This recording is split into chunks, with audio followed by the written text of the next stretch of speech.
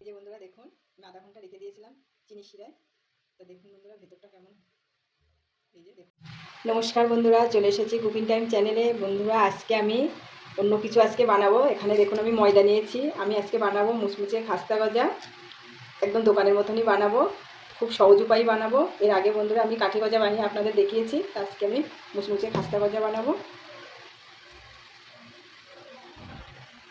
আমি রাঁধুনি দেবো অল্প করে, কালো জিরে।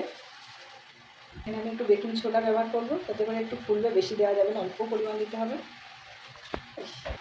এখানে আমি ঘির বদলে সাদা তেল দেবো, আপনারা চাইলেও ঘি দিতে পারেন।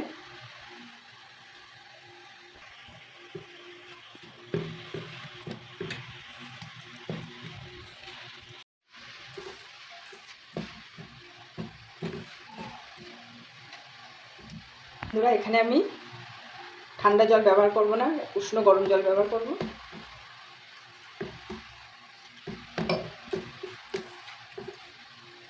এই যে বন্ধুরা আমি দুটো বড় বড় লিচি কেটে নিয়েছি। একটু রুটির সাইজে একটু মোটা করে বেলে নিতে হবে।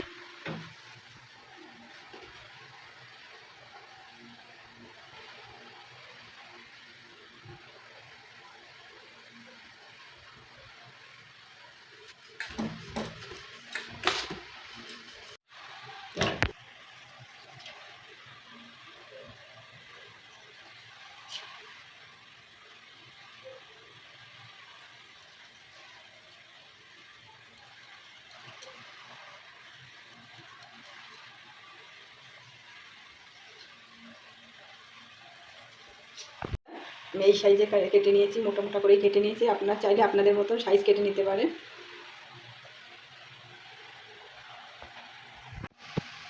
কড়াইটা বসিয়ে দিয়েছি, সাদা তেল দিয়ে দেবো ভাজার জন্য। আর বন্ধুরা আপনারা সবসময় একটু খেয়াল রাখবেন, যখন গজাগুলো দেবেন তখন সবসময় আজটা অল্প আছে করে দিতে হবে, বেশি জোর দেওয়া যাবে না।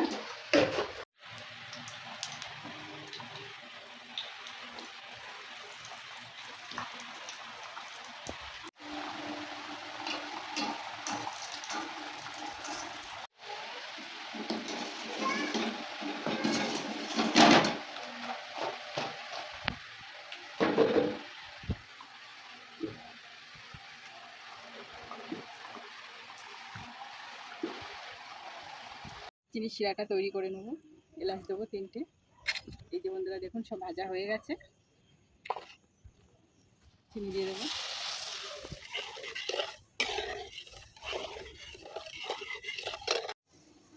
এই যে বন্ধুরা দেখুন চিনি শিরাটা হয়ে গেছে।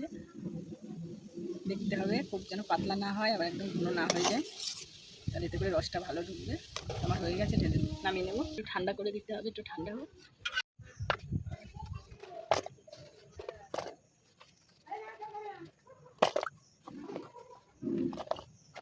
এতে করে বেশি করে ঢুকবে। এই যে বন্ধুরা দেখুন আমি আধা ঘন্টা রেখে দিয়েছিলাম চিনি শিরায়। তো দেখুন বন্ধুরা ভেতরটা কেমন।